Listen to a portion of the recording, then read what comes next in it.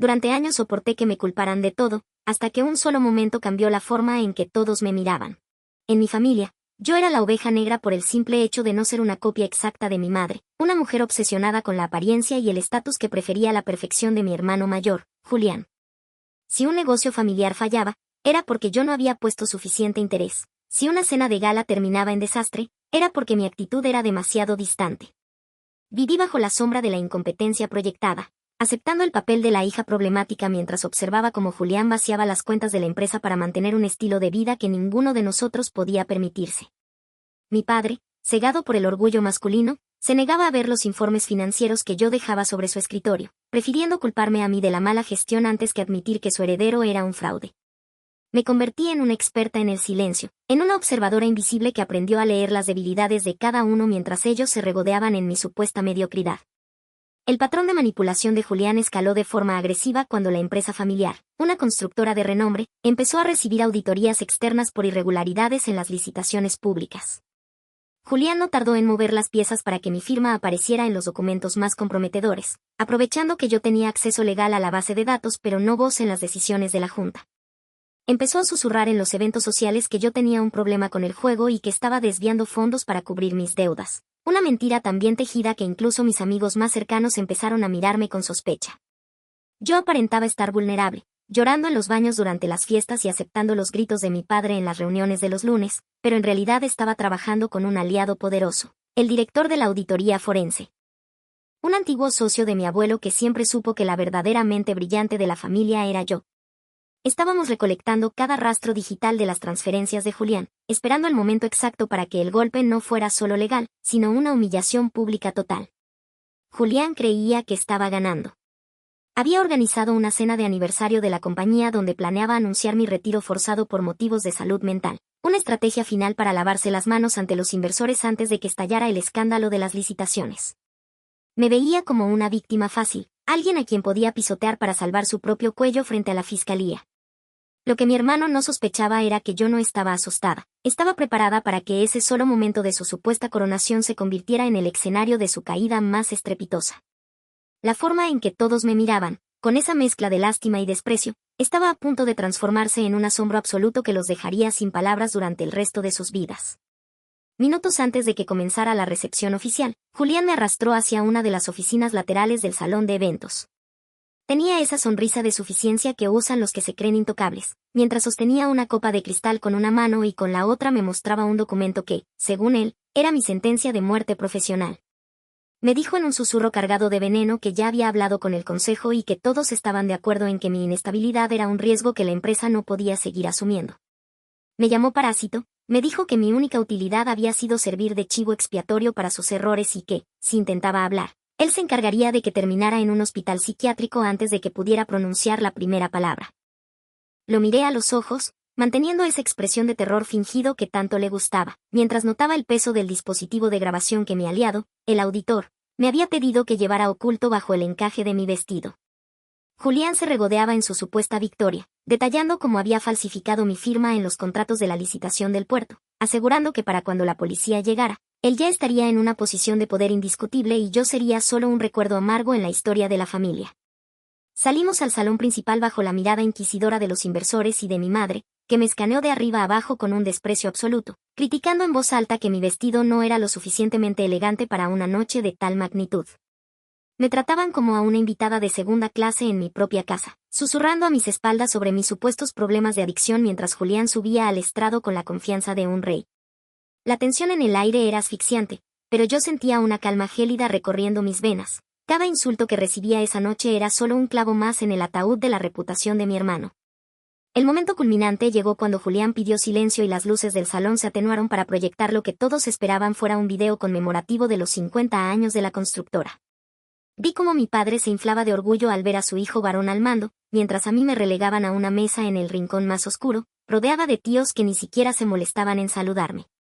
Julián comenzó su discurso hablando de sacrificio, de integridad y de la difícil decisión de apartar a ciertos miembros de la familia por el bien común.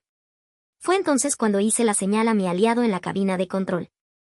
El video de los edificios emblemáticos se cortó abruptamente, y en su lugar, Una pantalla negra con letras blancas anunció que la verdadera auditoría forense estaba a punto de ser revelada ante los ojos de los máximos accionistas del país. El murmullo de confusión inicial se transformó en un silencio sepulcral cuando los altavoces de alta fidelidad, diseñados para música clásica, escupieron la voz de Julián con una claridad aterradora. No era un discurso ensayado, era la grabación de nuestra conversación privada en la oficina hacía apenas 10 minutos. Se escuchó perfectamente cómo me llamaba parásito y, lo más importante, cómo se jactaba de haber falsificado mi firma en los contratos del puerto.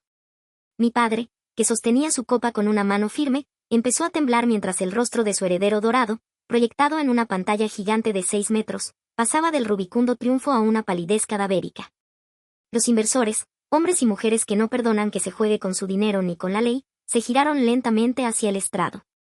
Julián intentó gritar órdenes a la cabina, gesticulando frenéticamente para que cortaran el sonido, pero mi aliado ya había bloqueado cualquier acceso remoto. La grabación continuó, revelando el desvío de fondos a cuentas en las Islas Caimán y la mención explícita de cómo planeaba culparme de su propia incompetencia para salvarse. Vi a mi madre cubrirse la boca con la mano, no por dolor hacia mí, sino por la humillación de ver el apellido familiar arrastrado por el fango de la delincuencia más burda frente a toda la élite social. Yo me levanté lentamente de mi mesa en la esquina oscura, caminando hacia la luz del centro del salón con una espalda tan recta que parecía hecha de acero. En ese momento, la forma en que todos me miraban cambió de forma violenta. La lástima desapareció para ser sustituida por un temor reverencial. En ese momento, la forma en que todos me miraban cambió de forma violenta. La lástima desapareció para ser sustituida por un temor reverencial. Cuando el audio terminó, el auditor forense entró por las puertas principales flanqueado por 2 agentes de la policía judicial. No venían por mí, a pesar de lo que Julián había intentado orquestar durante meses. Caminaron directamente hacia el estrado, ignorando las súplicas incoherentes de mi hermano que ahora balbuceaba sobre un supuesto montaje tecnológico. Me detuve a pocos metros de él, observando cómo el sudor le empapaba el cuello de la camisa de seda que yo misma le había ayudado a elegir. No sentí la necesidad de insultarlo ni de regodearme en voz alta. Mi silencio era mucho más destructivo que cualquier grito. Mi padre se me acercó con los ojos llenos de una comprensión tardía y dolorosa, intentando decir mi nombre, pero le puse una mano en el hombro para detenerlo. La verdad ya no necesitaba intermediarios. El momento que lo cambió todo acababa de ejecutarse con una precisión quirúrgica. Julián intentó saltar del estrado para huir por la salida de servicio, pero el pánico le hizo tropezar con los cables del equipo de sonido, cayendo de rodillas frente a los fotógrafos de la prensa social que él mismo había convocado para inmortalizar su gloria. Las cámaras, que antes buscaban su mejor ángulo, ahora disparaban ráfagas de flashes sobre su rostro descompuesto y sus manos temblorosas. Los agentes le informaron de sus derechos mientras le colocaban las esposas en un silencio que solo era roto por el clic metálico del arresto y el zumbido de los dispositivos de grabación. Mi hermano me miró desde el suelo, con los ojos inyectados en sangre, gritando que yo le había tendido una trampa y que la empresa se hundiría conmigo al mando. Sin embargo, nadie en la sala se movió para ayudarlo. Los mismos socios que antes le reían las gracias ahora daban un paso atrás, como si su desgracia fuera una enfermedad contagiosa que pudiera arruinar sus propias fortunas. Mi madre se desmayó en un sofá lateral, rodeada de amigas que fingían preocupación mientras grababan la escena con sus teléfonos para ser las primeras en difundir el escándalo. Mi padre se quedó petrificado en medio de la pista de baile, mirando las pantallas que aún mostraban los gráficos del desfalco de Julián. Se veía anciano, pequeño y despojado de la autoridad que había ejercido con tanta crueldad contra mí durante décadas. Se acercó a mí con pasos vacilantes, buscando apoyo, pero yo mantuve la distancia física, permitiendo que la frialdad de mi vestido de gala fuera el único escudo que necesitaba. La humillación de su hijo predilecto era también la humillación de su propio juicio, de todos esos años en los que prefirió creer en la mentira de un heredero varón antes que en la honestidad de la hija que mantenía la estructura en pie. Cuando los agentes se llevaron a Julián, él intentó forcejear una última vez, lanzando una mirada de odio puro hacia mi aliado, el auditor, que permanecía a mi lado con una calma profesional. El salón, que minutos antes era un templo a la vanidad de mi familia, se había convertido en la escena de un crimen financiero que daría la vuelta al país en menos de una hora. Me giré hacia los inversores principales y, con una voz que no tembló ni un segundo, les pedí que me acompañaran a la sala de juntas. La fiesta de mi familia había terminado, pero mi gestión de la empresa acababa de empezar. En ese momento, la forma en que todos me miraban ya no contenía ni un rastro de duda. Sabían que la oveja negra no solo había sobrevivido al lobo, sino que se había convertido en la dueña de la manada. La sala de juntas estaba impregnada del olor a café amargo y del sudor frío de hombres que veían sus patrimonios tambalearse. Me senté en la cabecera, el lugar que mi padre siempre me había negado alegando que mi mente no estaba preparada para la estrategia de alto nivel. Frente a mí, los accionistas mayoritarios pasaban las páginas de los informes forenses con una rapidez nerviosa, encontrando que el agujero financiero era más profundo de lo que la grabación de Julián sugería. Había deudas ocultas con proveedores de materiales de construcción que ponían en riesgo 3 de nuestros proyectos más emblemáticos. Durante años, me habían culpado de los retrasos en las obras, tachándome de desorganizada, cuando la realidad era que Julián no pagaba las facturas para alimentar su cuenta personal. Los miré uno a uno, sosteniendo el silencio hasta que la incomodidad los obligó a bajar la vista. Ya no eran los jueces de mi carácter, sino suplicantes que necesitaban mi cerebro para no terminar en la bancarrota. Mi padre intentó entrar en la sala, con el rostro desencajado y la corbata floja, pero le pedí a seguridad que le impidiera el paso. Le dije, con una calma que le dolió más que un grito, que esta reunión era para gestores, no para padres que ignoran la realidad por conveniencia. Fue un golpe seco a su ego, una devolución exacta de todas las veces que él me expulsó de su oficina por ser demasiado emocional según sus estándares. Dentro de la sala, propuse un plan de reestructuración inmediata. Liquidaríamos las propiedades de lujo que Julián había adquirido con dinero desviado y usaríamos mi propio fondo de inversión privado para inyectar liquidez y detener los embargos.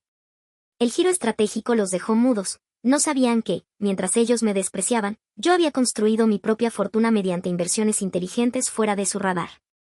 La tensión se rompió cuando el accionista más antiguo, un hombre que siempre me miró como a una secretaria con apellido, se levantó y me tendió la mano con un respeto que rayaba en la sumisión. Admitió que mi supuesta incompetencia había sido el velo que permitió a Julián robar, pero que mi silencio había sido la trampa que salvó lo que quedaba de la empresa. En ese momento, la forma en que todos me miraban se volvió unánime, era una mezcla de alivio y pavor. Comprendieron que no solo iba a salvar la compañía, sino que iba a purgarla de cualquier rastro de la antigua administración. Mi hermano estaba en una celda, mi padre estaba fuera de la puerta y mi madre seguía lamentando la pérdida de su estatus social. Yo, en cambio, estaba firmando los documentos que me otorgaban el control total de un imperio que finalmente funcionaría bajo mis propias reglas. Regresé a la mansión familiar a las 3 de la mañana, no como la hija que busca refugio, sino como la dueña que viene a inspeccionar sus activos. Mi madre me esperaba en el gran vestíbulo, con una bata de seda y una copa de coñac que temblaba en su mano derecha. Ya no tenía esa mirada de acero frío con la que solía juzgar mi peso o mi soltería. Sus ojos estaban rojos y su voz sonaba como un cristal roto. Me interceptó antes de que llegara a las escaleras, exigiendo que usara el fondo de emergencia de la empresa para pagar la fianza de Julián. Me acusó de ser una hija desalmada, de haber planeado esta emboscada por pura envidia hacia el éxito de su hermano, y me juró que si no lo sacaba de esa celda esa misma noche, ella misma se encargaría de decir que yo la había maltratado psicológicamente. Fue un patrón repetitivo de manipulación emocional que en otro tiempo me habría hecho llorar, pero que ahora solo me provocaba una indiferencia absoluta. La miré fijamente, notando cómo su máscara de perfección se desmoronaba bajo la luz amarillenta de las lámparas de araña. Le informé, con una voz que cortaba el aire como una cuchilla, que no solo no pagaría la fianza, sino que acababa de firmar la orden para que el equipo de mudanzas retirara todos los cuadros y muebles de valor de la casa que habían sido comprados con el dinero malversado por su hijo dorado. Mi madre se quedó sin habla, con la boca abierta en un gesto de horror puro mientras yo le explicaba que la fianza de Julián ascendía a 3 millones de euros por el riesgo de fuga, una cantidad que ella no tenía porque sus cuentas personales también estaban bajo investigación por complicidad pasiva. Durante años, ella me culpó de la tristeza de mi padre y de la tensión en la casa, cuando en realidad ella era la que alimentaba el ego monstruoso de Julián para mantener su propia fantasía de familia real. El momento culminante de nuestro enfrentamiento llegó cuando ella intentó abofetearme, gritando que yo nunca sería nada sin el apellido que ella me había dado. Le detuve el brazo en el aire con una fuerza que no sabía que poseía y le susurré al oído que el apellido ya no le pertenecía a ella, sino a la junta de acreedores que yo ahora lideraba. La forma en que me miró en ese instante fue de un terror absoluto. Por primera vez en su vida, se dio cuenta de que yo no era la niña vulnerable que podía manipular con culpa, sino la mujer que tenía el poder de dejarla en la calle con una sola llamada. La solté y seguí caminando hacia mi habitación, dejando que sus sollozos histéricos llenaran el vacío de una casa que finalmente estaba siendo purgada de sus mentiras. La justicia poética apenas estaba comenzando, y mi madre era solo la primera pieza de un dominó que ella misma ayudó a colocar. 2 días después, mi padre apareció en mi nueva oficina de la planta 42, el despacho que él mismo había diseñado para proyectar un poder absoluto que ahora se le escapaba entre los dedos. No llamó a la puerta, Entró con esa inercia de quien todavía cree que el mundo gira bajo sus órdenes, pero se detuvo en seco al ver que yo no estaba sentada en la silla de visitas, sino tras el escritorio de caoba maciza. Se veía desaliñado, con una mancha de café en la solapa y esa mirada errante de quien ha perdido su brújula moral.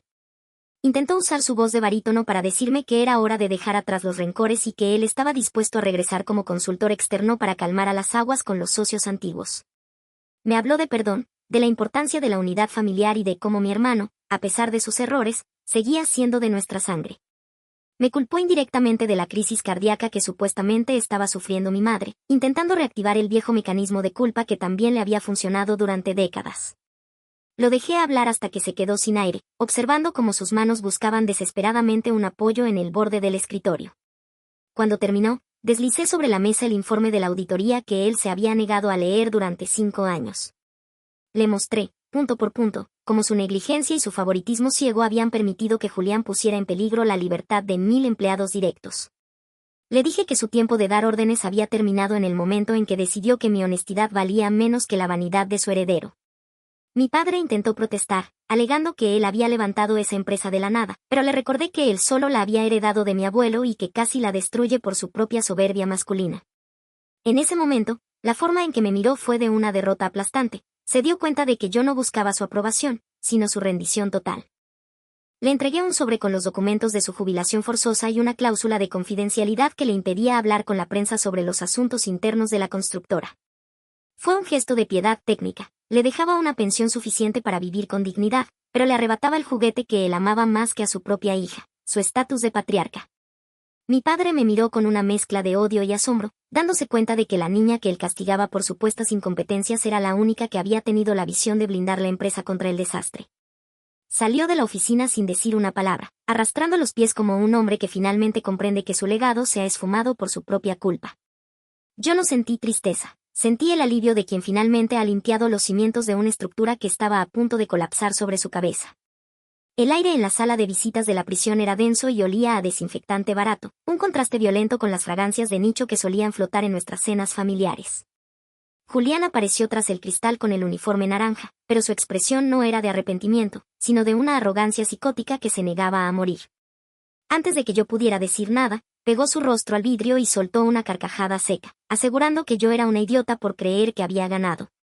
Me dijo que había dejado una bomba de tiempo digital programada en los servidores centrales de la constructora, un virus que liberaría información confidencial de nuestros clientes gubernamentales si él no introducía una clave cada 72 horas. Me amenazó con destruir no solo la empresa, sino mi libertad, alegando que si el sistema colapsaba, las pruebas de corrupción caerían sobre mí por ser la actual directora. Me culpó de su situación, gritando que mi ambición había despertado a un monstruo que ahora terminaría de devorarnos a todos. Lo observé con una calma que pareció desquiciarlo más que cualquier insulto. Mientras él gesticulaba y golpeaba el cristal, yo simplemente saqué mi teléfono y le mostré una fotografía de su antiguo técnico de sistemas, el hombre que le había ayudado a montar esa supuesta trampa. Le informé que ese técnico no solo me había vendido los códigos de anulación hacía semanas, sino que había entregado a la fiscalía los audios donde Julián lo amenazaba de muerte para obligarlo a colaborar. El rostro de mi hermano pasó del triunfo a un terror vacío. Su última carta, la que creía que lo sacaría de allí mediante el chantaje, se había convertido en un nuevo cargo por terrorismo informático y extorsión. La forma en que me miró en ese instante fue la de un animal acorralado que finalmente comprende que su depredador siempre fue más inteligente que él. Me levanté para marcharme, pero antes de colgar el auricular de comunicación, le susurré que el momento en que todos me miraban con desprecio había sido mi mejor escuela de estrategia. Mientras ellos se dedicaban a humillarme, yo me dedicaba a estudiar sus redes de seguridad y a comprar sus lealtades con la única moneda que personas como él entienden, la protección real frente al desastre. Julián empezó a gritar, pidiendo clemencia, jurando que me daría todo lo que quisiera si retiraba los cargos, pero yo ya no quería nada de él.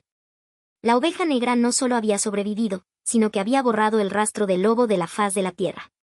Salí de la prisión bajo un sol brillante, sintiendo que por primera vez en mi vida, el aire que respiraba era completamente mío. La mañana siguiente al enfrentamiento en la prisión, mi rostro ocupaba la portada de los principales diarios económicos del país. Ya no era la heredera problemática de las páginas de chismes, los titulares me llamaban la dama de acero y la salvadora del patrimonio. La prensa nacional diseccionaba mi estrategia con una mezcla de fascinación y respeto, destacando cómo había mantenido la calma mientras mi propia familia se desmoronaba en un abismo de corrupción. En los programas de análisis financiero, los expertos admitían que mi silencio durante años no fue incompetencia, sino una vigilancia táctica magistral.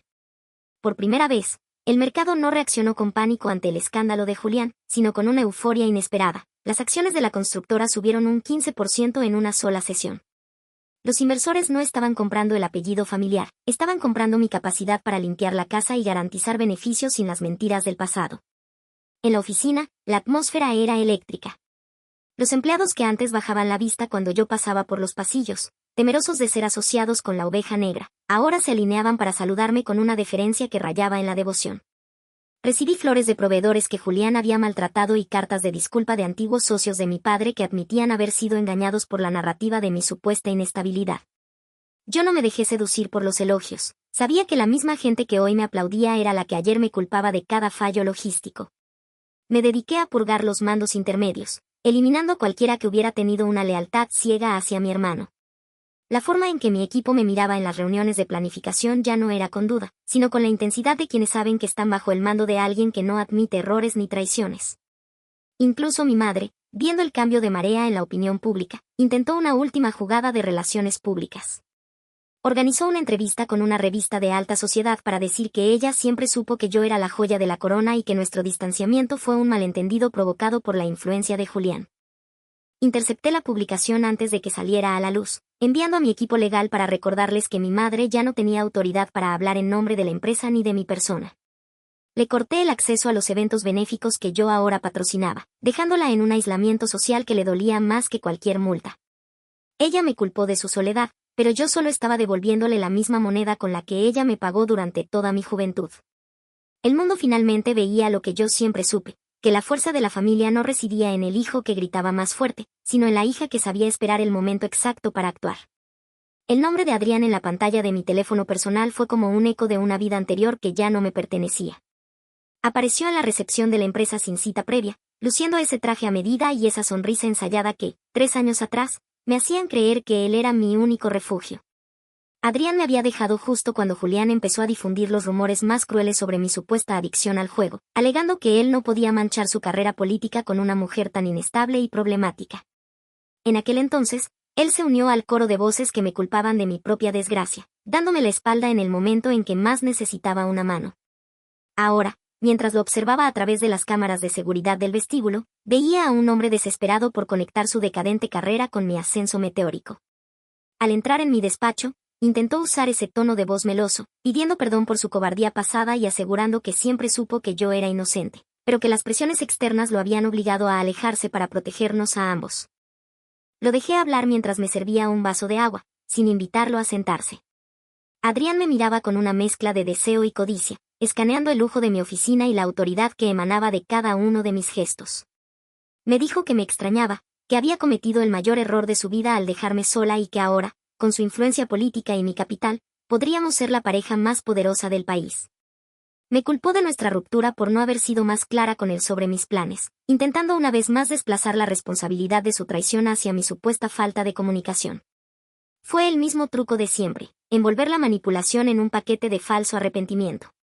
Sin embargo, la forma en que yo lo miraba ahora era la de alguien que observa a un extraño molesto en una estación de tren. No había dolor, solo una curiosidad aburrida por ver hasta dónde llegaría su descaro. Saqué un informe de mi cajón y lo puse sobre la mesa. No eran cartas de amor, sino el registro de las donaciones de campaña que Julián le había hecho a su partido con dinero desviado de la constructora.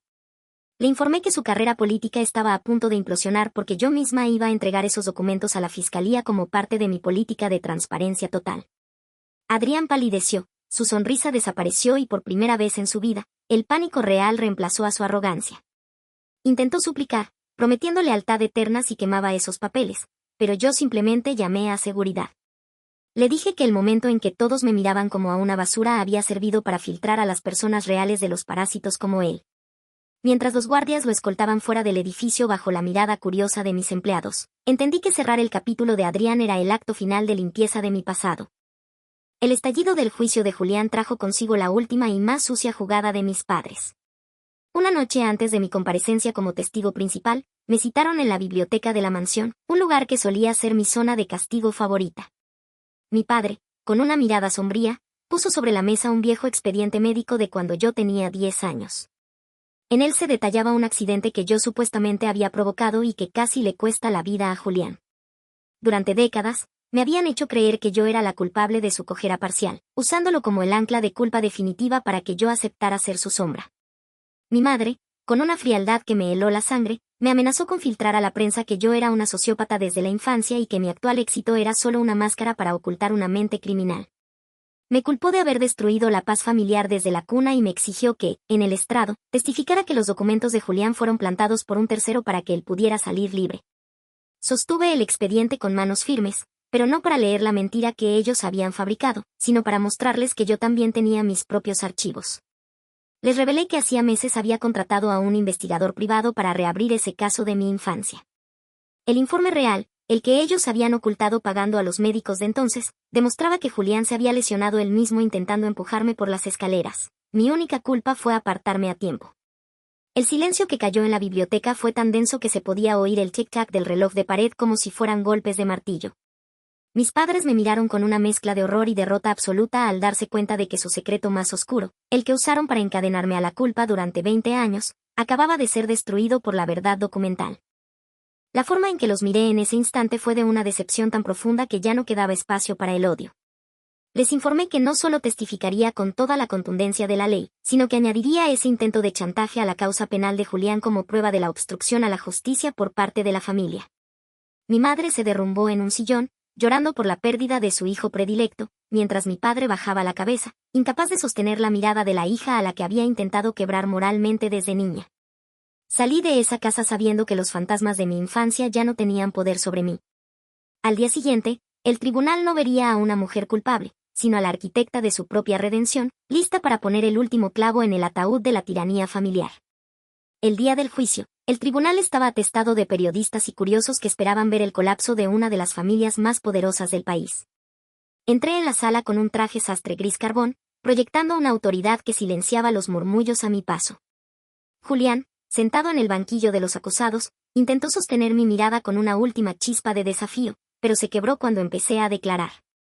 Con una voz gélida y precisa, desgrané cada una de sus maniobras, entregando pruebas de cómo había utilizado mi nombre para encubrir sus delitos. No hubo drama innecesario, solo hechos irrefutables respaldados por la auditoría forense. Mis padres, sentados en la última fila como extraños, me miraban con una mezcla de pavor y asombro. Finalmente comprendían que la hija a la que habían intentado enterrar bajo capas de culpa era la única que poseía la fuerza necesaria para reconstruir el legado que ellos habían permitido que se pudriera. La defensa de Julián intentó desesperadamente desacreditarme, sacando a relucir el accidente de nuestra infancia y acusándome de actuar por una sed de venganza patológica. Sin embargo, cuando mi abogado presentó el informe médico original que yo había recuperado, el que demostraba que Julián fue quien intentó atacarme, el juez golpeó el mazo con una contundencia que pareció sellar el destino de mi hermano para siempre. La narrativa de la oveja negra malvada se desmoronó frente a todo el país, revelando que yo no era la villana de la historia, sino la sobreviviente de un entorno tóxico que se alimentaba de mi silencio. Julián se hundió en su asiento, ocultando el rostro entre las manos mientras el fiscal solicitaba la pena máxima por fraude, extorsión y obstrucción a la justicia. La sentencia fue histórica. 15 años de prisión sin posibilidad de fianza y la incautación total de sus bienes para resarcir a la empresa y a los damnificados. Al salir de la sala, la marea de cámaras y micrófonos me rodeó, pero ya no buscaban el escándalo, buscaban la declaración de la mujer que acababa de derrocar a un tirano familiar. En ese momento, la forma en que el mundo me miraba era de un respeto absoluto, casi intimidante. Ya no era la culpable de nada, era la dueña de la verdad. Mientras caminaba hacia mi coche, vi a mi padre a lo lejos, solo y derrotado. Lo miré una última vez, no con rencor, sino con la indiferencia de quien ha saldado una deuda que nunca debió haber contraído. El momento que lo cambió todo ya no era un suceso aislado, era mi nueva realidad. La mansión familiar, ese mausoleo de apariencias donde cada rincón guardaba un recuerdo de desprecio, pasó a mis manos como parte de la compensación por los daños que Julián causó a la empresa. Me presenté allí un martes por la mañana con el equipo de tasadores y un batallón de abogados. Mi madre, que aún vivía entre aquellas paredes como si nada hubiera cambiado, me recibió en el salón principal intentando mantener una dignidad que ya no le pertenecía. Me culpó de su inminente desahucio, llamándome hija ingrata y asegurando que mi abuelo se avergonzaría de ver cómo echaba a sus padres a la calle. Sin embargo, mi mirada ya no buscaba su aprobación, buscaba la justicia que se me había negado. Le entregué una carpeta con el inventario de la casa, Cada joya, cada cuadro de valor y cada mueble de diseño sería subastado para cubrir el fondo de pensiones de los trabajadores que Julián había saqueado. Observé cómo su rostro se desfiguraba por el horror al ver que yo no tenía intención de conservar aquel legado de opresión. Mi padre estaba en el jardín, mirando hacia el vacío, un hombre que finalmente entendía que su silencio cómplice lo había dejado sin nada. Les informé que les había alquilado un apartamento modesto en las afueras, pagado por 6 meses. Después de eso, tendrían que aprender a vivir con la pensión mínima que yo misma había autorizado. Mi madre gritó que yo era un monstruo de frialdad, pero le recordé que durante años ella me miró como si yo fuera basura en este mismo salón, culpándome de la infelicidad que ella misma cultivaba. En ese momento, la forma en que los criados y el personal me miraban era de una lealtad absoluta. Ellos sabían, mejor que nadie, quién había mantenido la cordura en esa casa mientras los dueños se dedicaban a destruirse. El giro final fue anunciar que la mansión no se vendería a otro millonario excéntrico, sino que se convertiría en la sede de la Fundación para la Transparencia Corporativa que yo acababa de fundar. Aquellas paredes, que antes escuchaban planes de extorsión y chantajes emocionales, ahora albergarían a expertos dedicados a evitar que otros Julgens destruyeran familias y empresas. Mientras los operarios empezaban a embalar los retratos al óleo donde mis padres posaban con una falsa felicidad, sentí que el aire de la casa por fin se purificaba. Al salir por el gran portón de hierro, no miré atrás. Ya no era la inquilina de la culpa, era la arquitecta de un nuevo comienzo donde el pasado ya no tenía habitaciones disponibles. El verdadero tesoro de la mansión no estaba en sus cuadros, sino en la caja fuerte oculta tras el panel de caoba del despacho de mi padre. Al abrirla con el equipo de cerrajería forense, no encontramos dinero, sino una lista negra de sobornos que vinculaba a Julián con los políticos y empresarios más influyentes del país. Esa misma noche, recibí la visita de 3 de los antiguos socios de mi hermano, hombres que solían mirarme por encima del hombro en los cócteles de gala. Esta vez, su arrogancia había sido sustituida por una agresividad desesperada. Me amenazaron con hundir el nuevo proyecto de la fundación y con filtrar grabaciones manipuladas de mi vida privada si no les entregaba los documentos originales. Me culparon de romper el pacto de caballeros que sostenía la economía de la ciudad, asegurando que si yo hablaba, ellos se asegurarían de que ninguna constructora volviera a trabajar conmigo jamás. Los escuché sentada en el mismo sillón desde donde mi padre solía dictar sus sentencias injustas. El líder del grupo, un magnate del acero que siempre me llamó la niñita, se inclinó hacia mí con una mirada cargada de odio, advirtiéndome que yo no sabía con quién me estaba metiendo. Sin embargo, lo que ellos no sabían es que mientras hablaban, mi equipo de ciberseguridad ya estaba transmitiendo la reunión en tiempo real a la unidad de delitos económicos. Saqué una copia de la lista y la puse sobre la mesa, observando cómo sus ojos se dilataban por el miedo al ver sus propias iniciales junto a cifras millonarias. Les informé que no solo no iba a quemar los papeles, sino que ya los había digitalizado y enviado a 3 bufetes internacionales de abogados como seguro de vida. En ese momento, la forma en que me miraron pasó de la amenaza al pánico puro. Comprendieron que yo no era una niñita a la que pudieran asustar con cuentos de poder masculino. La dama de acero no era solo un apodo de prensa, era mi armadura.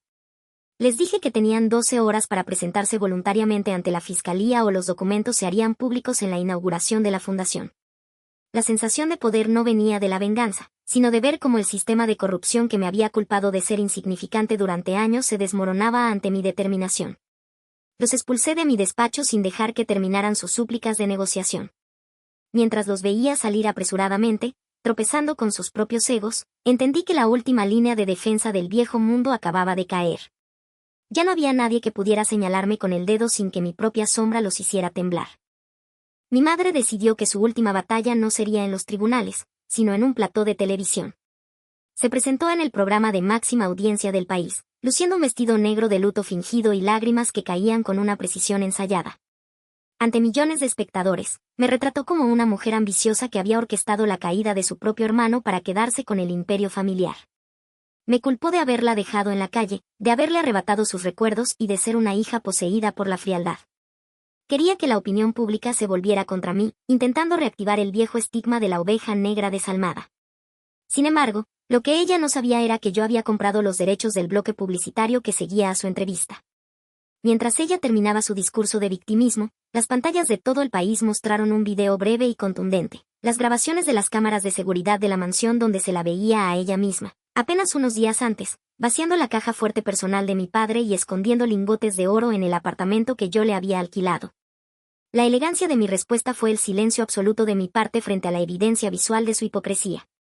No necesité dar una entrevista ni defenderme con palabras. El video continuó mostrando las facturas de sus gastos de lujo realizados mientras Julián ya estaba en prisión, demostrando que su único dolor era la pérdida de los fondos ilícitos, no la situación de su hijo. En ese momento, la forma en que el presentador y el público en el estudio la miraron cambió drásticamente. El silencio incómodo fue sustituido por un murmullo de indignación. La madre sufrida se transformó instantáneamente en la cómplice avariciosa ante los ojos de toda la nación. Mi madre se quedó congelada en el sofá del plató, dándose cuenta de que su intento de humillarme públicamente solo había servido para exponer su propia bajeza moral. Recibí un mensaje de mi equipo de relaciones públicas. La imagen de mi madre se había desplomado y las redes sociales ahora pedían que se investigara su participación en el blanqueo de capitales de Julián. Ella me había culpado de destruir a la familia, cuando en realidad ella misma estaba poniendo el último clavo en su propia reputación. Yo apagué el televisor en mi despacho y me serví una copa de vino, disfrutando de la paz que solo da la verdad absoluta. Mi respuesta no fue un ataque, fue un espejo. Al día siguiente, el programa de televisión emitió una disculpa pública por haberle dado voz, y mi madre fue citada a declarar por ocultación de bienes. La última máscara de la tiranía familiar había caído, y yo seguía intacta, en la cima de un mundo que ya no podía ser manipulado por sus mentiras. Un año después del juicio que desmanteló mi árbol genealógico, me encuentro en la planta más alta de la nueva torre empresarial que lleva mi propio nombre, no el de mi padre. A través de los ventanales, la ciudad parece un tablero de ajedrez donde finalmente he movido todas las piezas a mi favor. Julián cumple su condena en una prisión de alta seguridad, donde su nombre ya no le otorga privilegios, sino el desprecio de los demás internos que conocen su cobardía. Mi padre vive en un retiro forzado, un hombre roto que pasa sus días en el anonimato de un parque, mientras mi madre se enfrenta a cargos por complicidad que la mantienen atrapada en una red de abogados que devoran lo poco que le queda. Los que alguna vez me culparon de ser la oveja negra ahora son sombras que evitan mi mirada cuando nos cruzamos en los juzgados o en las noticias. La empresa, bajo mi mando, ha alcanzado niveles de transparencia y éxito que nunca soñaron. Ya no somos una constructora familiar, somos una institución de integridad. La forma en que el mundo me mira hoy es el resultado de una metamorfosis dolorosa pero necesaria. Ya no hay rastro de la mujer que bajaba la cabeza ante los gritos de un patriarca o las mentiras de un hermano sociópata. He aprendido que la culpa es un arma que solo funciona si tú decides sostenerla. Al soltarla, no solo me liberé a mí misma, sino que obligué a los verdaderos culpables a cargar con el peso de sus propias acciones. El momento que lo cambió todo no fue solo el audio en la fiesta o el juicio. Fue el segundo exacto en el que decidí que mi valor no dependía de la aprobación de personas que necesitaban que yo fuera pequeña para ellos sentirse grandes. Mi oficina es un santuario de orden donde el silencio ya no es sumisión, sino la calma de quien ha ganado una guerra de desgaste con una elegancia absoluta. Adrián, mi exnovio, perdió su carrera política y ahora trabaja para una firma de consultoría de tercer nivel, enviándome correos de súplica que mis filtros de seguridad bloquean automáticamente.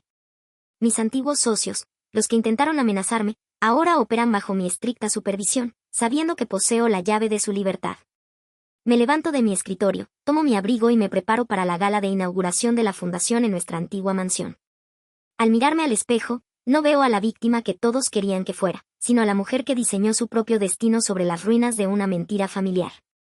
El pasado es un informe cerrado y el futuro es un horizonte despejado que me pertenece por derecho propio.